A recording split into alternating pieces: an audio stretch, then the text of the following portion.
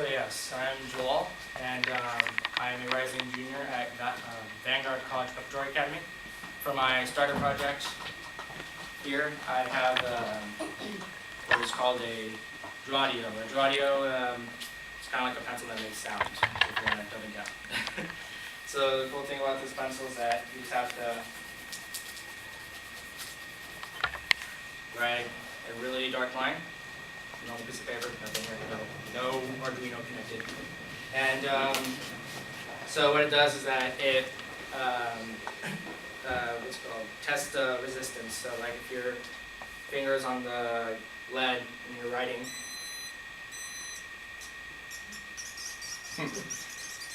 so a good thing to annoy your teacher with during your test.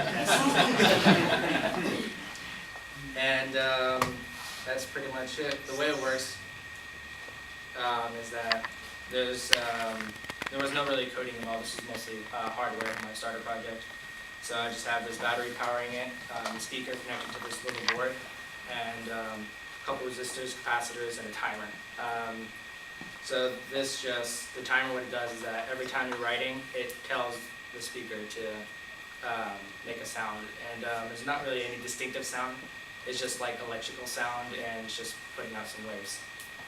So then for my main project here, I have an LED light display.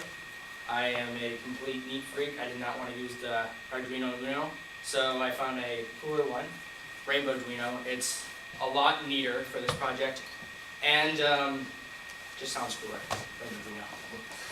So what this does is it was pretty easy to make hardware-wise. You just get the 8x8 LED matrix, the Rainbow Arduino. Actually, and yeah, so you just kind of plug it into the Rainbow Arduino here. It's just a light and then the Rainbow Arduino, plug it in, you're done. And most of this was just coding, which is, as many students said before me, tedious. Coding is fun, man. There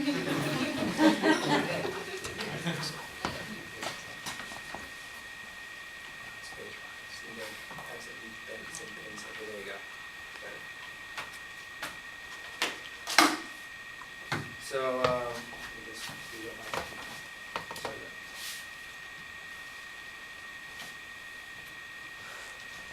While you're getting your computer up, can you tell us more about why you need to put your finger down on the lead when you use your radio? The reason why I have to put my finger down on the lead is that, well, see the copper on the pencil, it has to have like a connection through you. So that's why you're touching the lead, and then the copper's on the board, and as you're writing it, you can tell because the resistance is kind of flowing through you.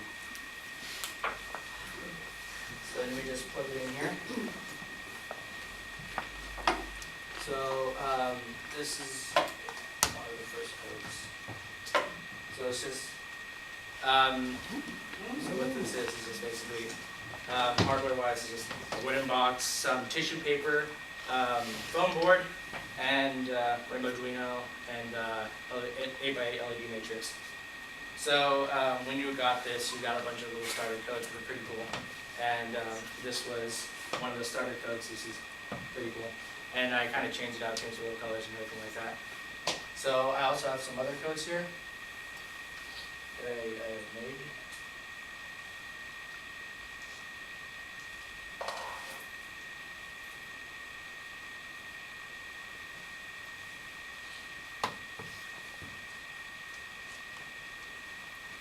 So this is, well, I'm sure you guys can guess what this is. It's just kind of like a blue fire when it starts up.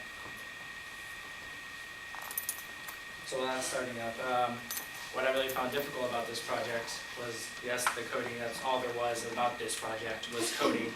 And I originally thought I wanted like to do coding for, you know, I wasn't really into computers, and I was actually taking a coding class near the end of the year. Like I actually started a club, got a teacher to come in, and we were doing some coding in our class. And so when the year ended, I didn't really learn that much. I did some like Mad Libs where you kind of talk to the computer and it sends words back to you by taking what you said and throwing it back at you.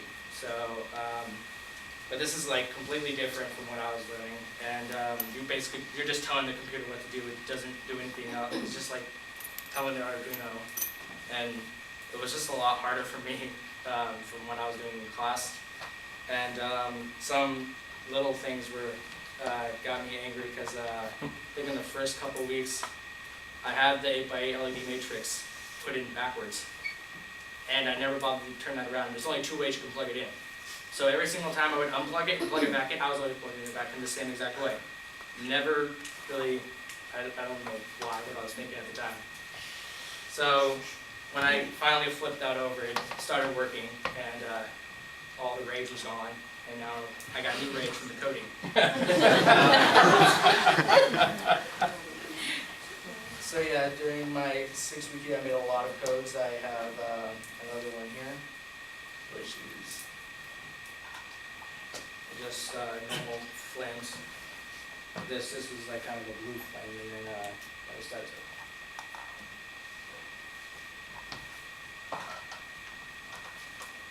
Oh, and by the way, if anyone even wants to build this, you're gonna need the tissue paper to make it look cool, because that's just stuff. What is that? What is that? Okay, so that's pretty much it. And oh yes, the next steps. In order to continue this line, I was thinking about how would this be consumer-wise, like if people were to buy this, because this is a really cool project. I think like a lot of people would want to have this in their house. And if I were to make this like for a company or anything like that, we'd probably just make it its own like battery pack and kind of make it more portable than what it is now. Plus, I think like wire-wise, it's pretty clean. There's nothing really bad about it. And not really needing the computer, that was really nice too. So that's pretty much it. Any questions? So you can make different colors, or just the red and the blue? I can make different colors. They come out randomly, or you can control what I can the control. pattern and the color? I can control what they are, like hues, different colors. And, Could you say a little more about the difference between the Arduino and the Rainbow Arduino? The Rainbow Arduino was not made by the Arduino company. It was made by a company known as Seed Studio. They basically, because with the Arduino you need a lot of wires to plug it into a bunch of different LEDs, and that was just too messy for me. So the 8x8 LED matrix is a little component by itself, and the Rainbow Arduino was made with it. So they're not particularly made for each other, but it's a match made in heaven, obviously. And when you plug it in, it's just a lot cleaner, a lot neater, and it's good for people who are just starting out with Arduino. Thank you. So this 8x8 matrix, you could plug it into something else like a Raspberry or Arduino? I haven't really tried plugging into anything else, but It's not exclusive to that. it's not exclusive, no.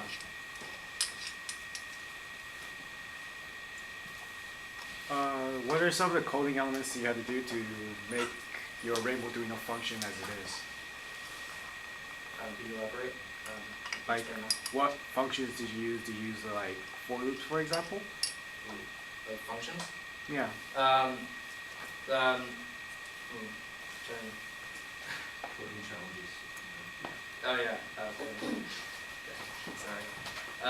Just I guess that a lot of the problems just the numbers and views and telling me what to do.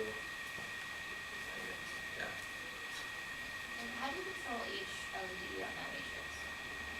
You control each LED. Let me see. I can just show you.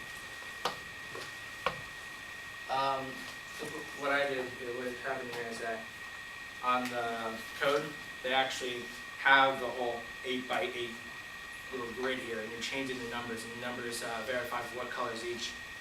So there's actually 8 numbers here, 8 numbers here, and you kind of just control each LED by changing the numbers. How does the Rainbow Arduino control 64 LEDs with only 16 pins? It's actually not controlling 32 LEDs. Wait, no. I'm terrible at math. Okay. So anyways, yeah, it's 32 pins. So the pins they kind of just like, they're all like, I don't know how to explain it. It's, Can you show us the back of it?